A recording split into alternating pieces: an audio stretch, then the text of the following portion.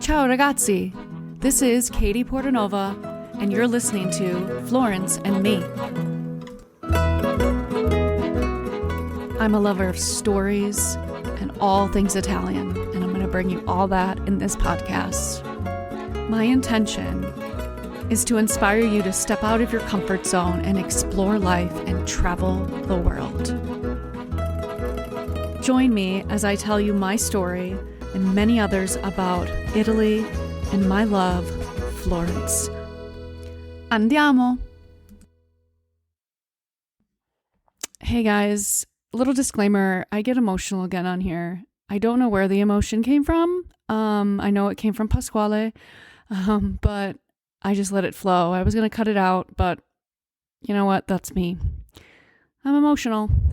So I hope you enjoy this episode. I will be back soon with a new one, with all the new travel experiences and venues. Ciao, ciao. Enjoy.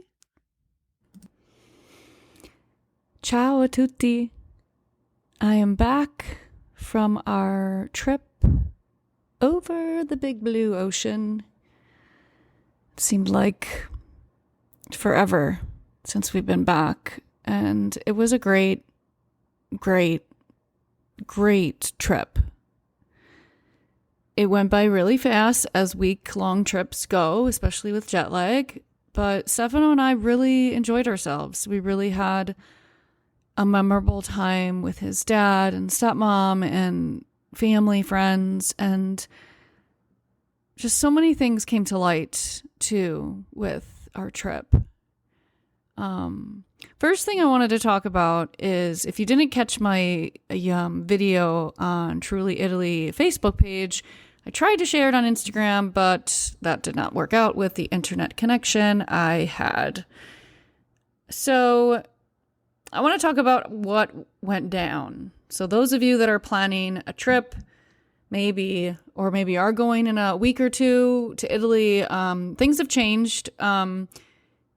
Which I'll talk about, but this is my experience. Okay. So when we checked in at O'Hare, we were asked for either our COVID test result or our vaccination card. I asked, which one would you like?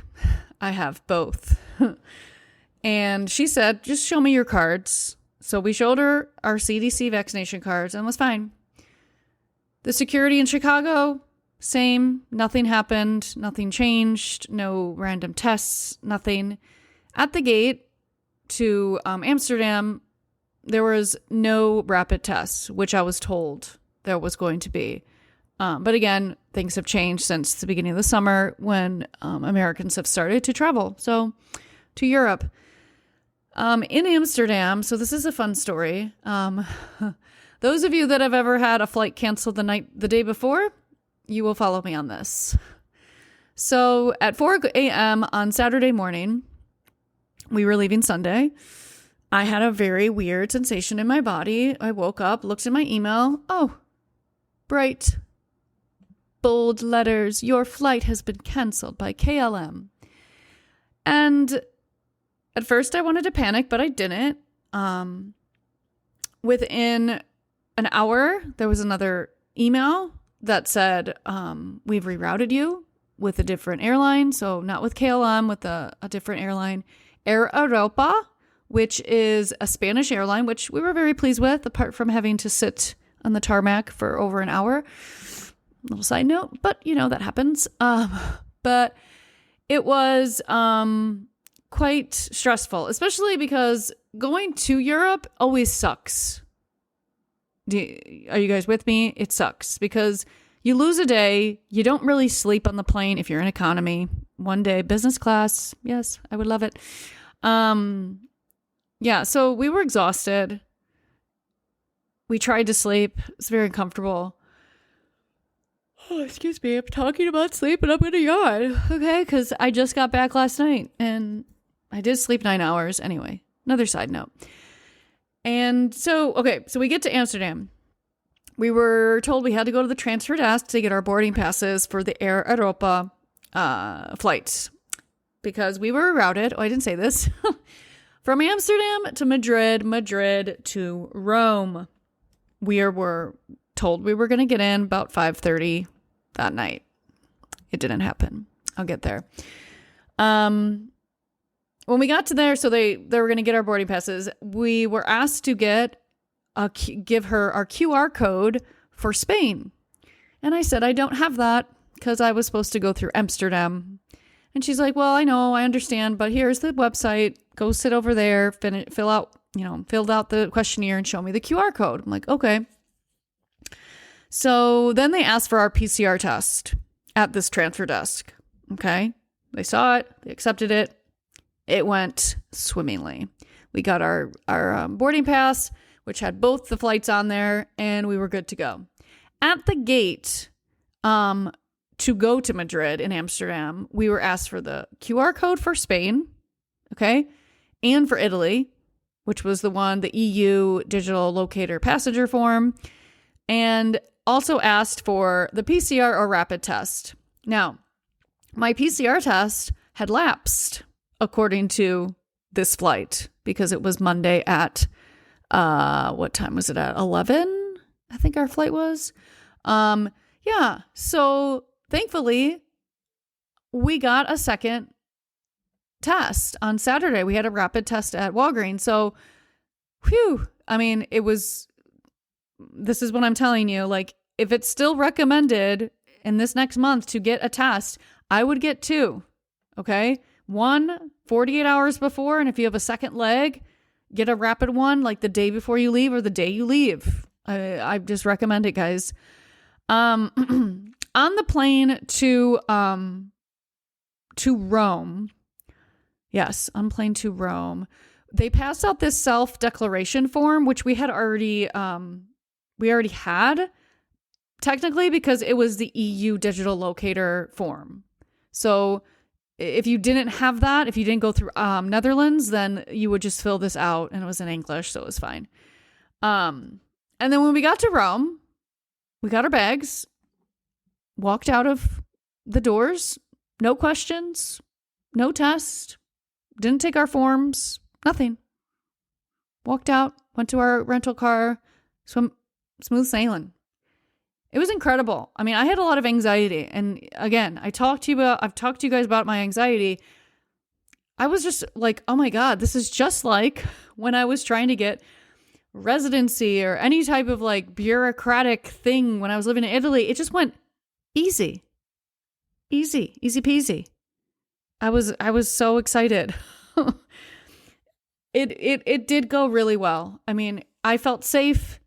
We had our masks on for about 18 hours, but you know what? I didn't get sick on the plane. That's a win-win. Okay.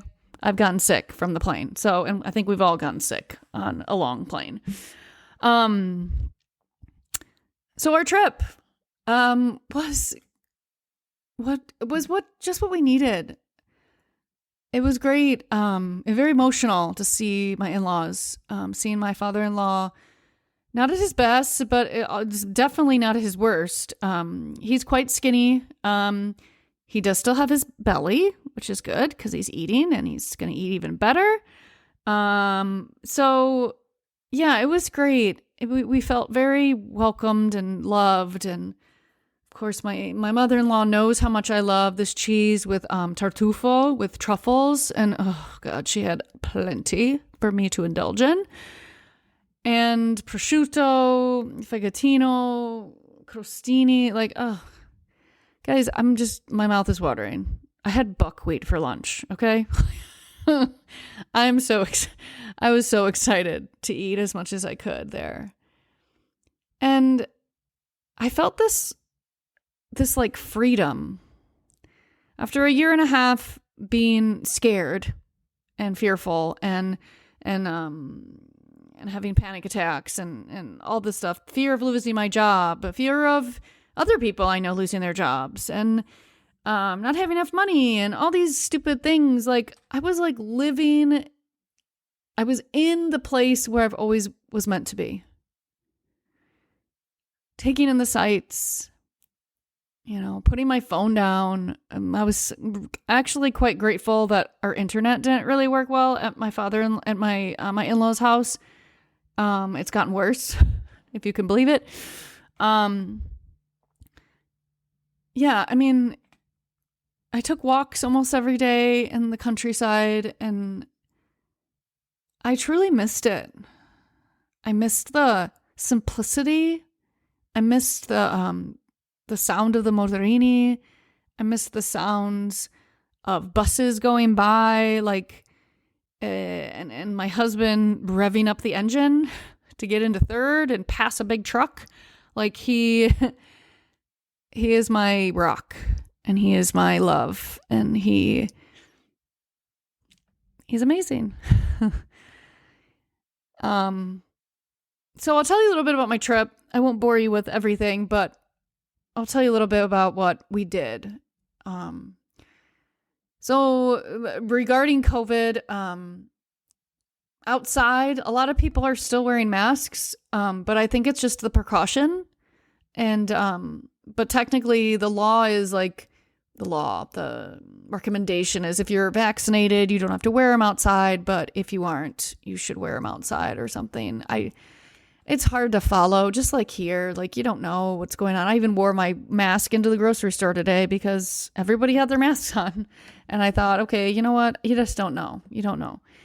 But I felt very safe. We went to a lot of restaurants outside, so we didn't have to wear our masks, but we still wore them as we walked to the table, even if they were outside. Inside, like places, we wore them, which we didn't go to a lot of inside places, to be honest, because we didn't have time. We went to a lot of friends' houses and relatives, and it was fucking hot. It was hot, like really hot. Like I never got to go to the city center, but I saw it and it was fine because I know I'm going back in September with my girl Chelsea, so it was fine. I was happy to see my friends. The first day I texted my best friend, almost I would say my closest friend, maybe not my best friend. He probably wouldn't say that, but my friend that was in my wedding, Simone. I've known him for 20 years, and I've talked about him with the Joshua Tree. He used to own that bar, the pub in Florence, and I found out just a couple days before that his mom had suddenly passed, and I was glad I was here. I was glad I was there for him. Stefano and I took him out to the countryside to see one of these villas that I thought would be perfect for my travel experience, but it's not going to be. I'm not going to choose that one. But he came with us.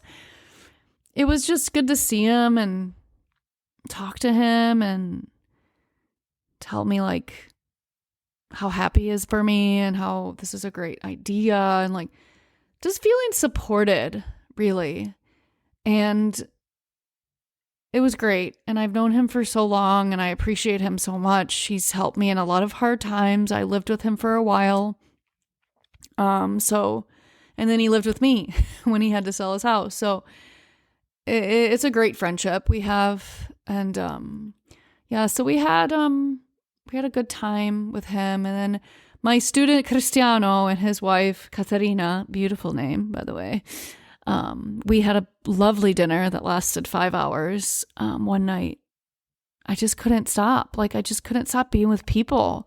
The social aspect in Italy is just so different than in the States. For me, I know it depends on who you're with, obviously, but I was complimented on my language skills and how I've kept it up. Like, it was a little boasted, like it felt like boasted, but like I felt proud of myself, like I'm still able to communicate. I'm still able to speak as well as I can. Like, of course, I don't speak completely correctly, but a couple pronouns and articles, but I'm understandable.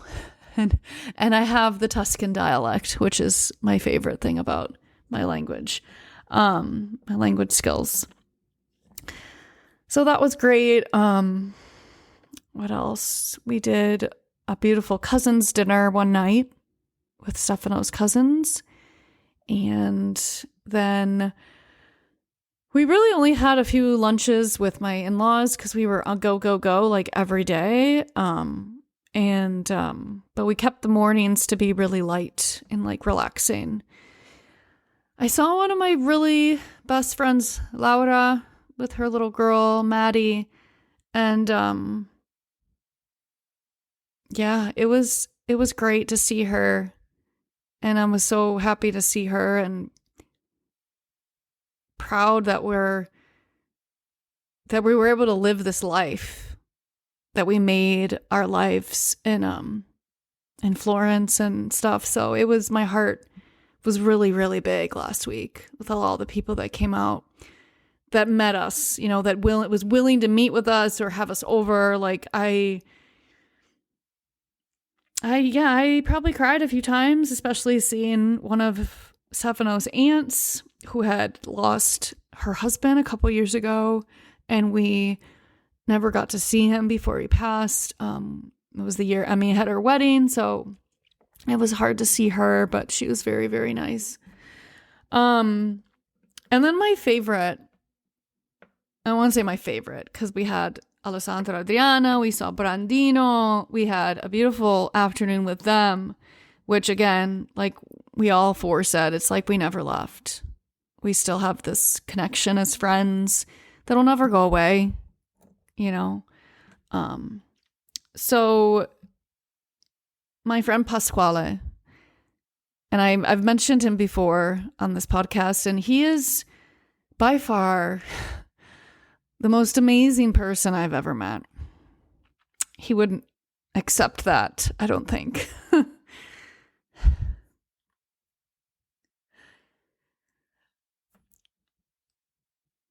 He has taught me so much, and I appreciate him.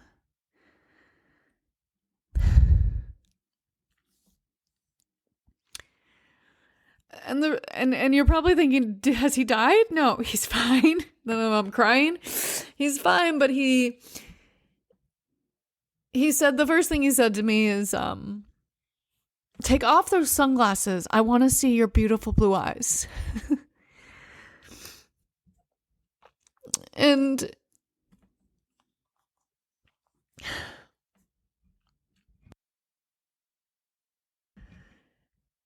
he's just a great friend, and he just has such a great heart. I think this is stupid that I'm crying on this. I might even cut this out. But he's decided he's going to build a house in Basilicata where his parents are. And his parents are in their 90s, and he's going to go and take care of them. But he's going to still keep his house here in Florence, and here in Florence, like I'm here. But he's going to build a house. He's already started making olive oil and wine, and he's going to probably live there for the rest of his life.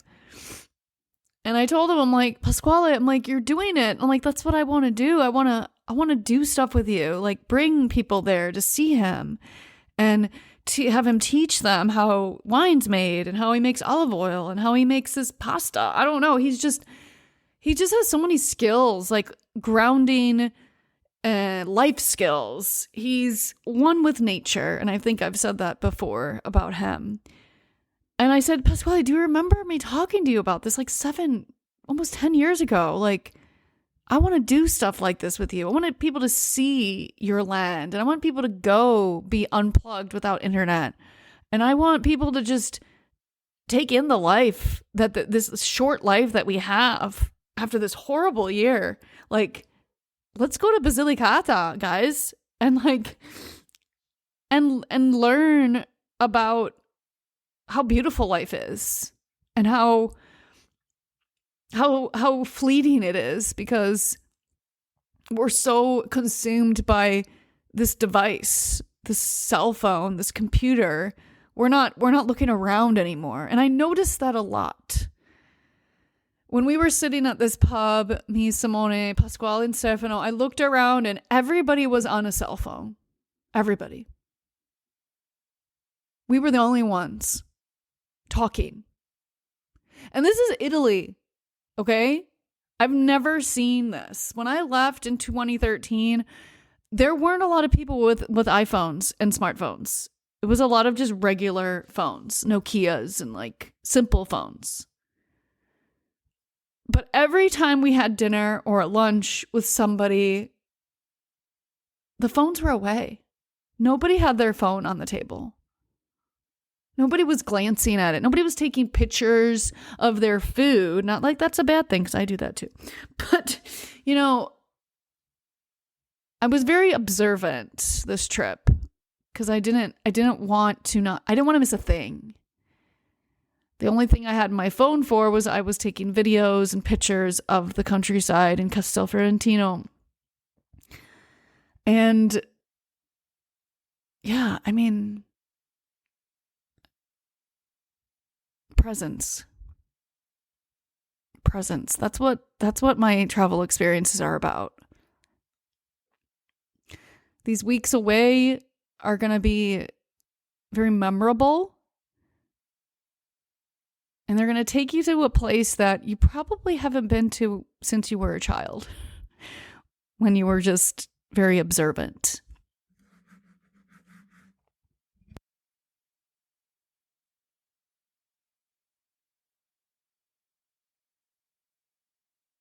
So I just want you to think about exactly what you want this next year to be about and the years to come. Like, do you want to be consumed by Instagram and Facebook and Twitter and whatever other app you're living your life through? Do you want to be that person that posts pictures about your kids but isn't really present at those events because you're taking so many pictures? Do you want to be that person that isn't enjoying the wine because you're afraid it's just too much? You can't have it. Your doctor said you can't drink wine, or you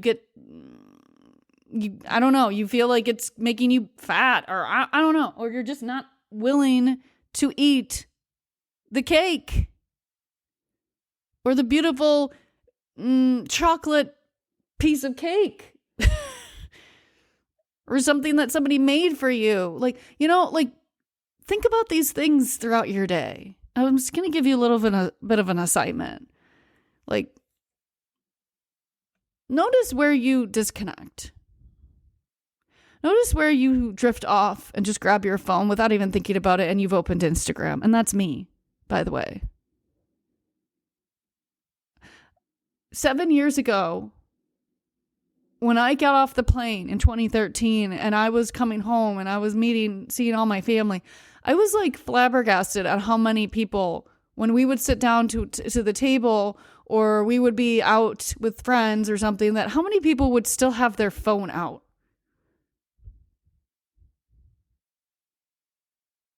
I'm not saying this to say that it's bad to be connected or, I use Instagram and Facebook just as much as the next person, but it is debilitating and it is addicting and it is killing like our children's soul because of how much they're addicted to it, and they see their parents addicted to it, and it's the truth. I know it's easy and it's simple, but my vision for this next couple of years as I start to build my business is to keep opening your eyes to these things. Because just this 1 week away has taught me so much about presence and about being in the moment with somebody without checking your phone or making sure you made that appointment, or, stopping somebody mid-sentence because you forgot to do something or you had to go run off. Like, did we forget to look at people's eyes? Like my friend Pasquale said, Katie, take off your sunglasses. I want to see your eyes.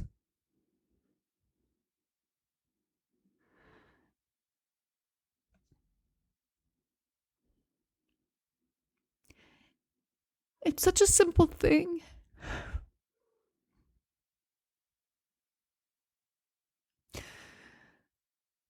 Nobody says that.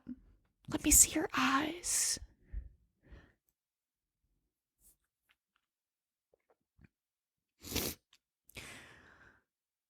Again, the emotion, I don't know why I'm crying. Again, Pasquale is still alive and well. But he awakened something in my soul. He talked a lot about energy when I saw him. I literally saw him for probably an hour and a half. And this is how much he's influenced me. And that was Sunday. Today's Wednesday.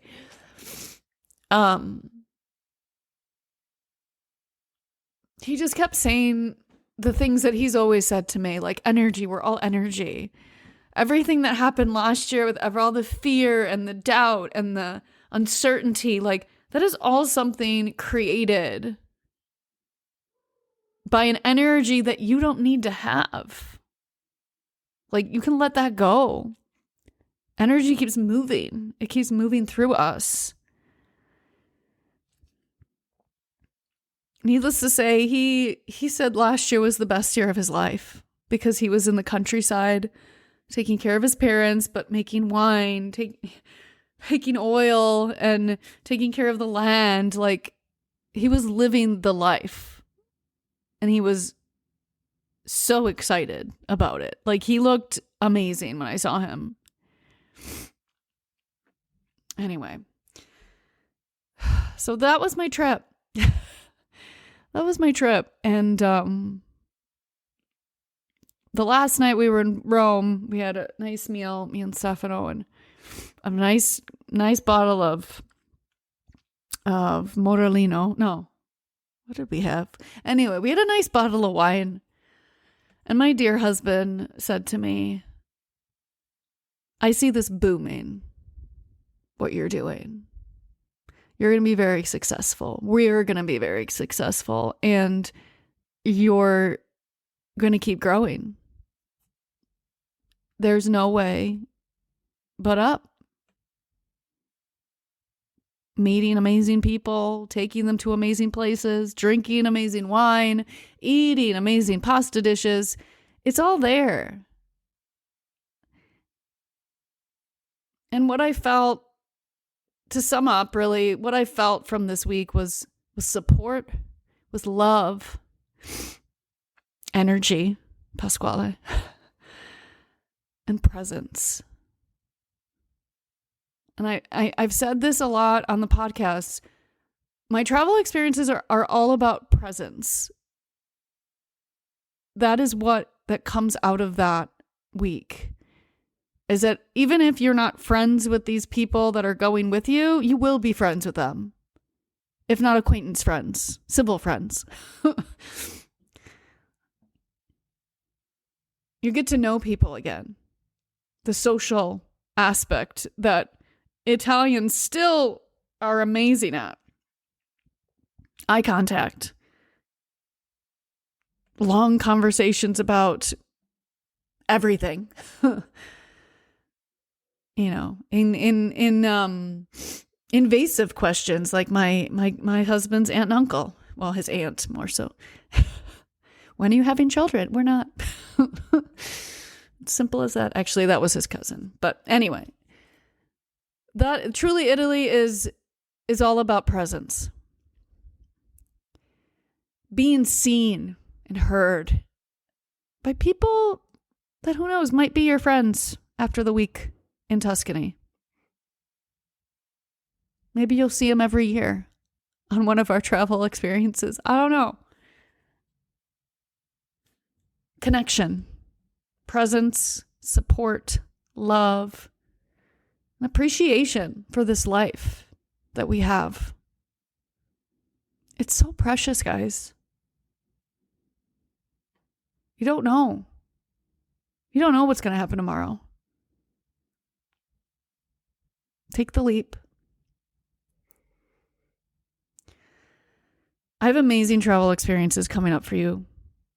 I visited a couple places. I'm not going to go on about them on this podcast episode, but I'm going to make another one and I'll post that and I'll talk about these amazing places that I have.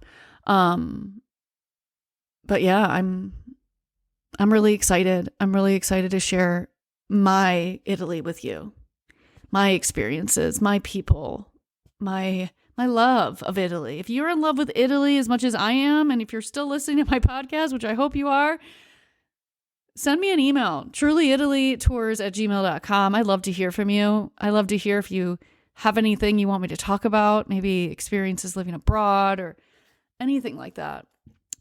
And know that I have travel planning options as well. If you're looking for a villa, if you're looking for a tour guide, like, I'm at your disposal. I'm going to create something really amazing for you guys. And I'm already doing that right now with this podcast and with my Truly Italy experiences. I'm so grateful for you guys listening. Thank you. I will be back with a new episode very soon. A presto. Ciao, ciao. I am beyond grateful for you listening to my podcast right now. I am so excited to share my journey of living abroad and all of my stories of Florence and Italy and all the places in between that I've visited. If this has reached you in any way and you would like to continue, please subscribe now. Also, go check out my website, trulyitaly.tours, for all my travel experiences. Ci si vede. Ciao.